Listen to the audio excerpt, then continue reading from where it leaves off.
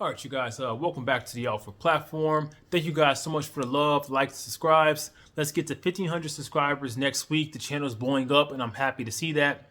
So I got a request from one of my subscribers to talk about dating advice for gay men, and I just want to say I'm going to make this video right here and now. And this video is for gay men looking for serious long-term relationships, gay men that are looking to put in the work or to change to have that kind of marriage, husband relationship that they want to have. This is not for the dude who's out there vibing. This is not for the dude who's looking for situationships, who's, who has a roster. This is not for you, bro. So if you're one of those dudes, just click off, find another video because, it's not for you. It's not going to help you. Also, if you're easily offended, this video is not for you. If my opinions that I'm going to express are offensive or you feel like you can't handle it, just click off now because I'm just going to give you all the real talk and just keep it moving.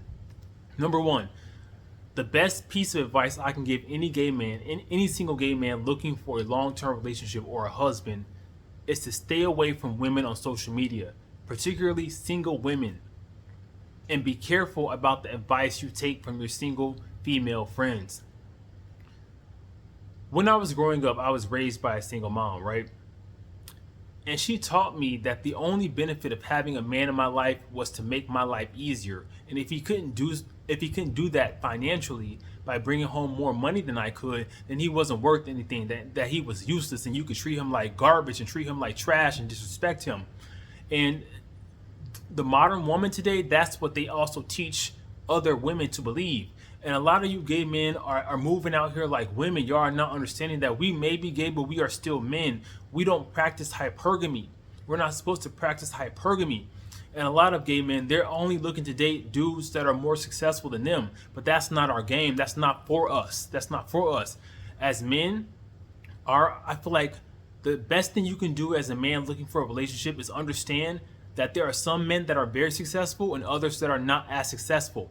So if you are a very successful man, you can have a very nice, nurturing, healthy relationship with a man that is less successful and less ambitious, understanding that he must bring loyalty, empathy, compassion. He has to bring other things to the table to make up for his lack of finances. You don't necessarily need to be with a dude that's on your same level financially.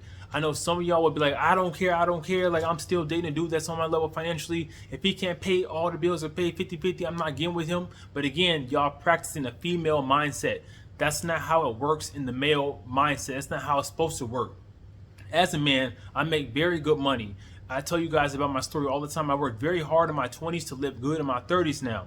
And I would not mind dating a dude that was a McDonald's fry cook. Why? Because I got enough money for the both of us. Like, I could take care of 3 dudes if I wanted to. Does that make sense? Like,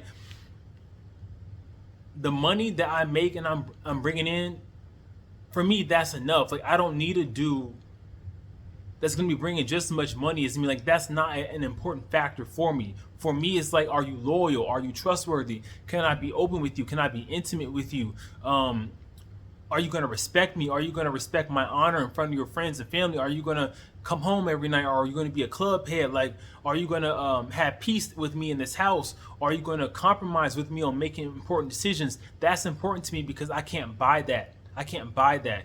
Anything else I can buy. So if it's something that I can buy, like, I'm not looking for you to do that for me because I'll just do it myself. Does that make sense? So yeah, it's like, never forget that you are a man and that we don't practice hypergamy. Social media has become a blessing and a curse because for some of us gay dudes, we're on social media looking at women and women are influencing our mind. But others of us, like myself, we were raised around women, and now social media is exposing us to the mindset of men. And I find myself listening to and really following the male oriented channels because I've never had an insight into the male psyche before. It's my first time. I was taught that all males are dogs, cheaters, blah blah. I was never taught to really look at the female nature and what they are doing to kind of contribute to the downfall of their relationships and marriages. So I'm seeing it from both ways, and I'm stepping more into my masculine role, my masculinity as I get older, and I'm comfortable with that. I'm more comfortable with that.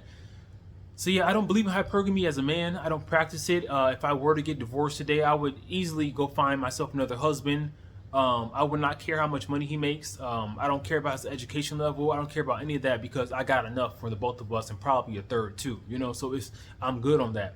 All right, so just so y'all can have an example of what I'm talking about when I'm referring to the toxic advice coming from single women. I'm gonna roll this clip and give my commentary as we go. But check this out. Shout out to black men. You about to watch a video with this Kesha explaining why she's divorced, right? After she finished with the video, I want to show you exactly what Kesha culture is. You're going to see what Kesha culture is after she's finished speaking. Listen, brothers, I tell you all the time, stay Kesha free. But unfortunately, you got a lot of you brothers out there that's still with Kesha. You don't understand that Kesha is only around you, is only under you or with you because she's waiting for the next person to enter her life and, get sweet. She's looking to get swept off her feet by some random dude that's going to come in and take her from you, and she gets to live some sort of fairy tale, some fantasy. That's what she's waiting for. Whether it's the work husband or some pookie that's outside ready to take on the tizzy tour, but he's in a relationship himself, so she's waiting for that pookie to break up with his girl so she could be Pookie's girlfriend, and then she'll break up with you. This is what they're doing. And if it's not that, they rather have, instead of a husband, they rather have 3-4 dudes that they can hit up and take them on a tizzy tour anytime they feel like it. Age of 27. One of the main things I had to come to terms with is doing more for anyone in your life will not result in you being a priority. Why I divorced my husband at the age of 27. 27. One of the main things I had to come to terms with is doing more for anyone in your life will not result in you being a priority. Now, these are just overall truths that I've learned since I was married to my husband, and not so much so getting into the nitty-gritty details of why we decided to separate, because I don't want that to ever be attached to my name publicly, and I also just don't want to paint anyone in a bad light, because I also take accountability for a lot of the things that happen in the relationship, and the specifics should be kept private. You do make someone else a priority in your life thinking that it'll result in you getting more, you literally do the exact opposite. And instead of you getting more out of that relationship, you actually get less, because the more that they realize that you're able to reward their bare minimum actions, the more they're going to continue to be bare minimum. If I'm able to get the best out of doing the least, I'm going to continue to do the least, and that's something that I had to learn for sure. Now, this what is it? I've learned is going to shoot. Hey, you guys, this is Alpha from the editing room. So, very quickly here, I just want to emphasize her point about she felt like she was giving more in the relationship than the other man was. What I want to say is a lot of gay people feel that way. I've heard that complaint a lot from my friends. But what I will say is when you're doing life with someone, there are moments in time when you will be giving 80 and 20 or maybe 20 and 80, and it's never 50-50. I'm going to touch on this a little bit more later on in the video, but let's continue. Before we go on, one thing else I want to bring up about this specific YouTuber, Curly Chris. I used to watch her a lot for natural hair content, but what I will say is that this woman had a very good-looking, light-skinned husband. I'm not trying to be colorist or anything like that, but the man was very good-looking. And she would post about her wedding day. She would get little comments here and there, but I noticed that the women that she is dealing with, her subscribers, they're very happy now that she is divorced. And I feel like they're only happy because they were jealous to see her with that man, and they're excited that now they have a shot with that man. Not only that, but she has joined the legion of single unhappy women out here in these streets. And that goes for you guys too. Is like, as gay men, a lot of y'all friends are single and unhappy about it, and they will always be that way. And they want you to join forces like Voltron and get with them and just join in their misery. And don't do it. Don't do it. Stick with your man, stick with your husband, because there's nothing out here in these streets. If you found you a dude that's ride or die for you, you need to stick it out. All right, let's go on. Go. Foot every single time until you listen. And that is ignoring the red flags. Baby, let me tell y'all, God gave you an intuition for a reason. And if you decide to ignore that intuition, you're going to pay for it every single time. It's basically like that analogy when the guy was in the ocean and he was like, God, please come save me. And he sent him 3 different boats and he passed up on each of the boats every single time. And then he was like, God, why didn't you save me? And God was like, I sent you 3 boats. Sorry to interrupt. So she brought up a point I want to address very quickly. She mentioned your intuition and red flags and intuition and whatnot. I just want to say, if your intuition is clouded by emotional trauma, baggage from the past, childhood trauma, then you don't want to make decisions based on that emotion, based on that intuition. When it comes to red flags with men, you need evidence, you need proof, because a lot of us, we like to make decisions about our dude based on our emotions, and you can't do that. You have to get concrete proof. You have to make sure you're working with a therapist to make sure you're not making decisions based on what happened to you with the former dude, what happened to you as a child, what you think he might be doing. You need concrete proof. You need to make sure you're not making decisions based on your emotions. That's all I gotta say. I'm not going to push this man to be ambitious. What I would do is push a man to follow your dreams. Like, what are your dreams and goals? And you need to shoot for that, because I'm not going to be with the man who's watching me fulfill my dreams and goals and then become bitter and jealous that I'm doing it and he's not, So I'm going to support him in pursuing his dreams and goals. I'm going to meet him where he's at and support him. So I don't expect to meet a man that's on my same level and go from there. Like, I don't care about that. I will help build you, because that's the purpose of a relationship, is to help build each other. You may, help build me emotionally, mentally, and spiritually, and I can just help build you with your career, financially, whatever. Like, we're going to grow and build together in some way, shape, or form together, And lastly, I just want to say this: high value men are not, they're not born, they're made. So you gotta get these good men, these good black men that y'all feel like are lames or nerds. You gotta really understand that those are the dudes that are gonna become the high value men, the educated dudes in university, the entrepreneurs. Like, those are the ones that are gonna become high value in their 30s. So it's like, you gotta lock these men down early. You cannot just expect to come around when they've made it in their 30s and expect for them to treat you well, to be a ride or die. It's not how it's going to work, because they got it without you and they can live without you. And they understand you're only there because they got it. And they're not feeling that. And they see it from a mile away. They see it from the jump. Sorry, I took some notes, so let me keep reading from these notes. I talked about stop adopting the hypergamous mentality of single women. These women are out here having y'all be just as single and miserable as they are, so stop it. Number 3, stop focusing on who you want and focus on who wants you. Bro, like, this would save 1 million people's lives, like, instantly, if they would just do this. So many of us spend all day on social media, like, being googly-eyed over the dudes that we want, dudes we want to smash, dudes we want to be with. But it's like, y'all be having like a line of dudes chasing y'all in y'all DMs already. Y'all be having a line of dudes trying to holler at y'all at the club. Y'all have dudes that want to be with y'all, that literally want to be with y'all. I don't care how fat you are, how out of shape, what you look like, how much money you make. There are dudes that want to be with you. So why don't you want to be with them?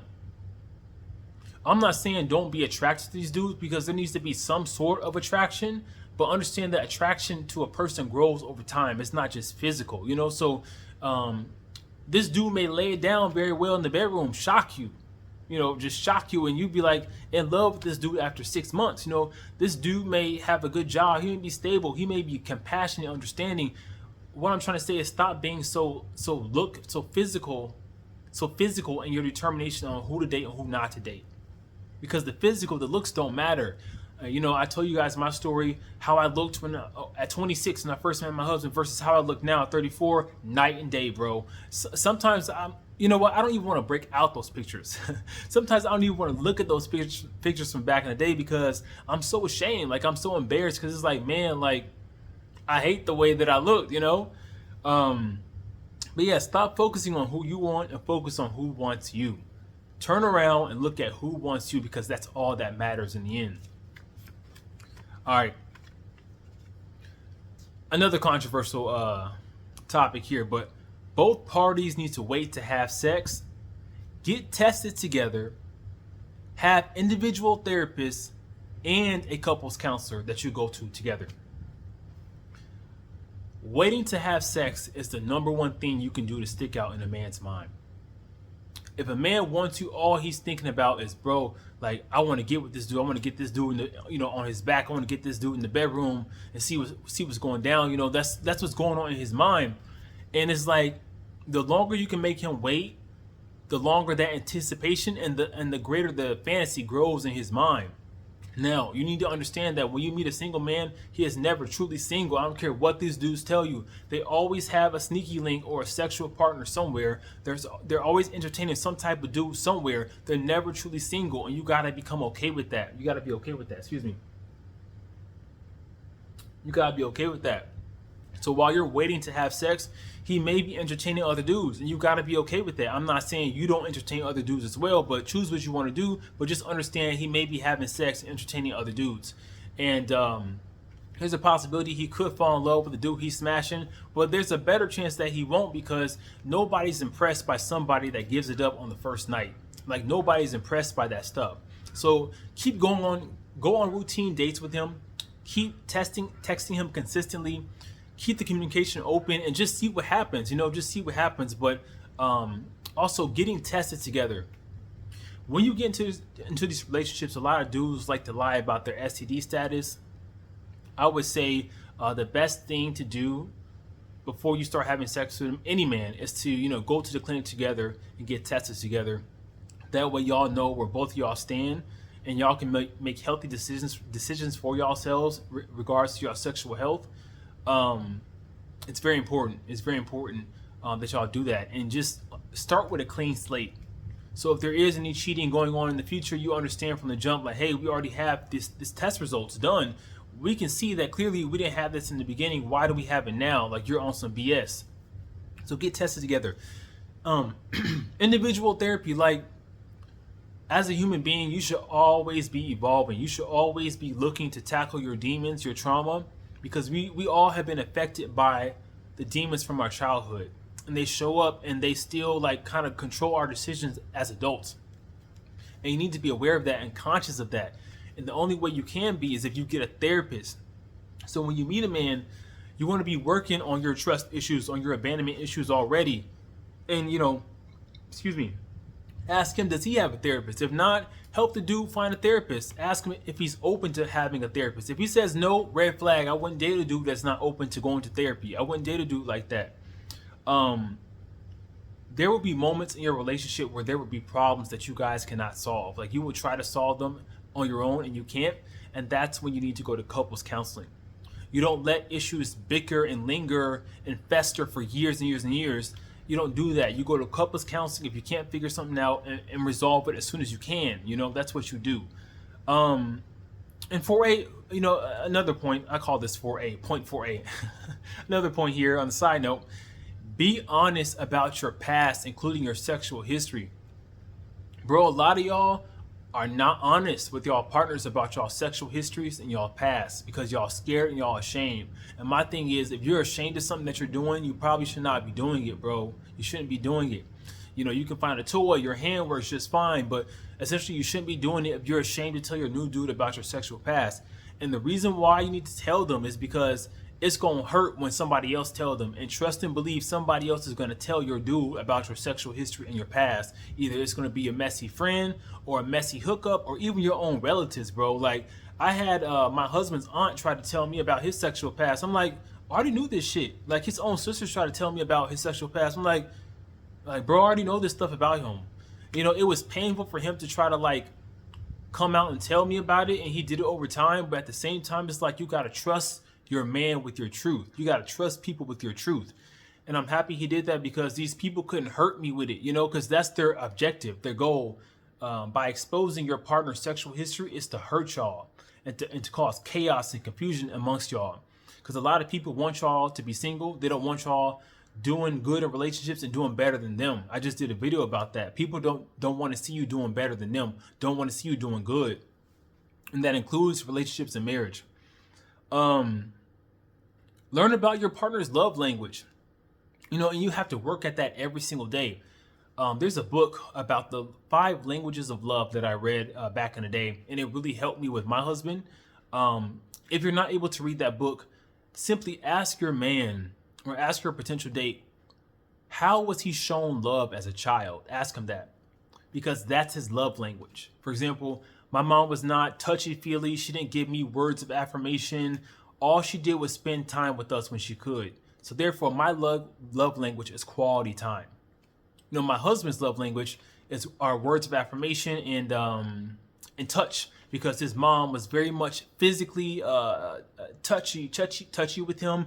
She would also say nice words to him all the time. So I understand that we have different love languages, and I have to work at meeting him with his love language, and he has to work at meeting me with my love language, you know? So we check in with each other from time to time. How is your love tank doing? Like, how are you feeling today? Are you getting enough touch? Are you getting enough intimacy? Like, am I spending enough time with you? Like, we check in with each other periodically, because if you don't, it just breeds resentment and bitterness. Another point I want to bring up is, for men especially, man, stop looking around and commit to one man, bro. Stop looking around on social media. Stop looking around on IG. Stop looking around in clubs and bars. Stop it. And focus and make up your mind, I'm going to commit to this one man. There's always going to be somebody else better looking. There's always going to be somebody else making more money. There's always going to be somebody else doper than your dude. But you know what? You took a commitment to honor and respect and to cherish this man and to love this man.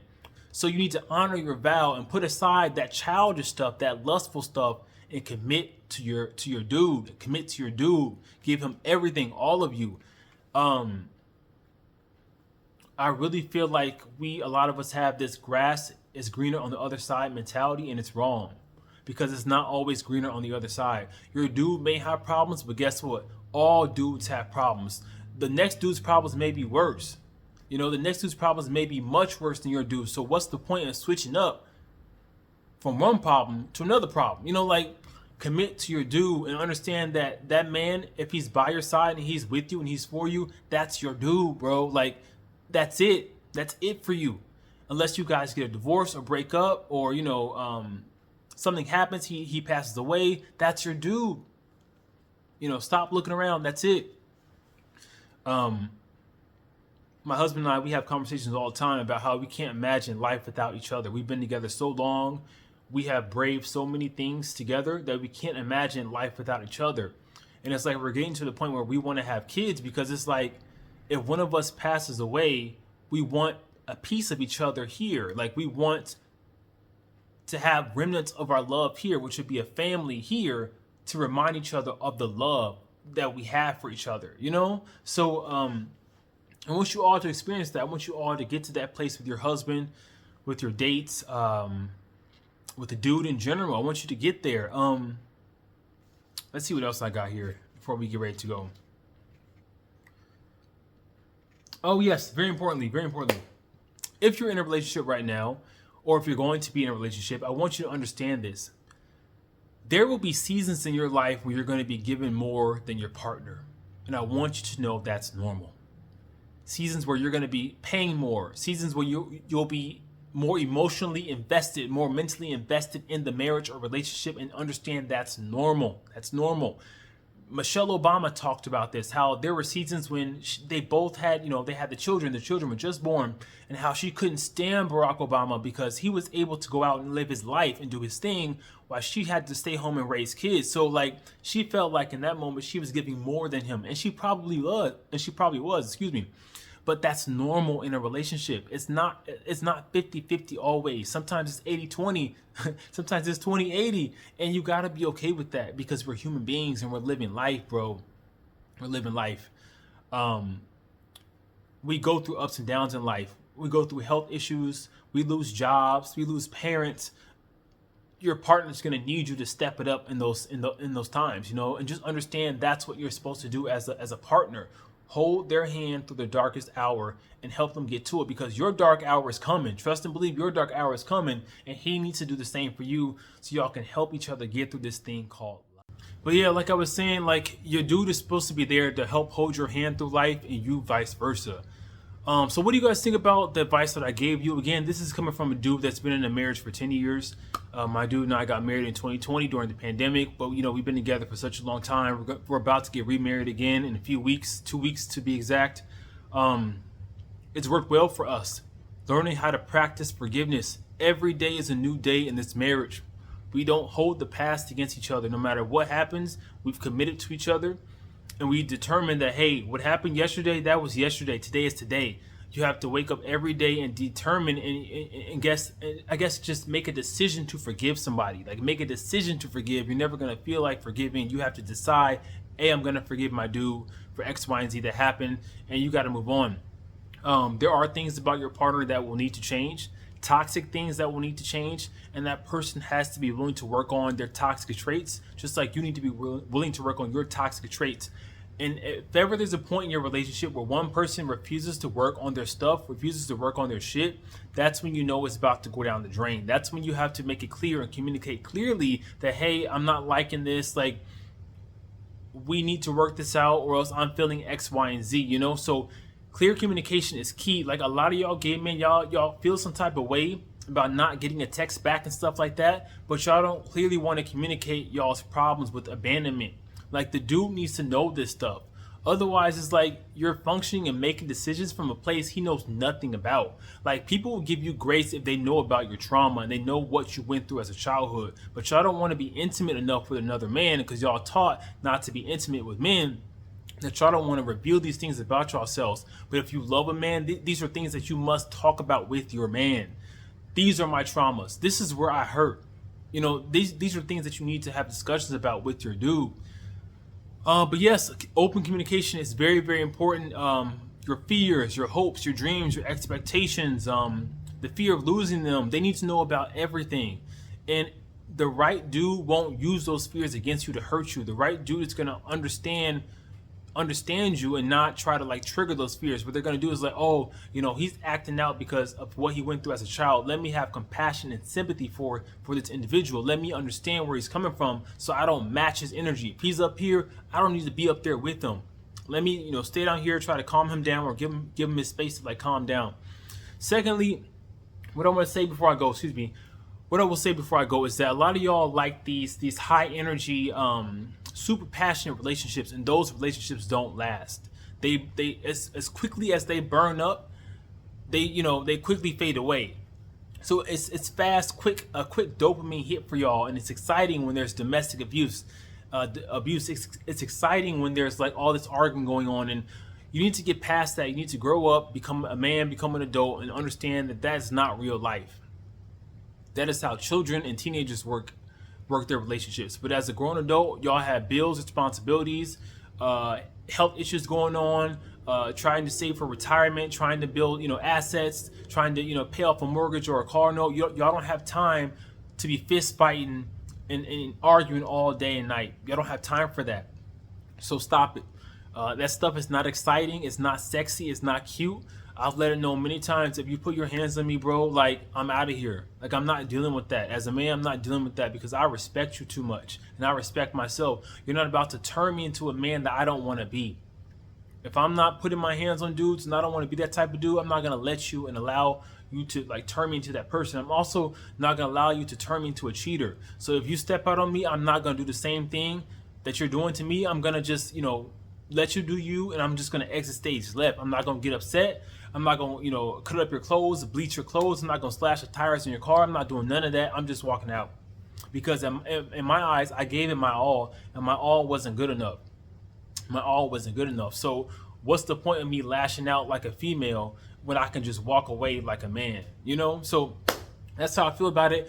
Hope you guys like these points. What do you think about these points that I gave you guys? What do you think about this advice that I'm handing out? Do you agree with it? Do you not agree with it? Do you feel like it's a good thing that we're so in tune with female spaces, or do you feel like it's a bad thing like I do?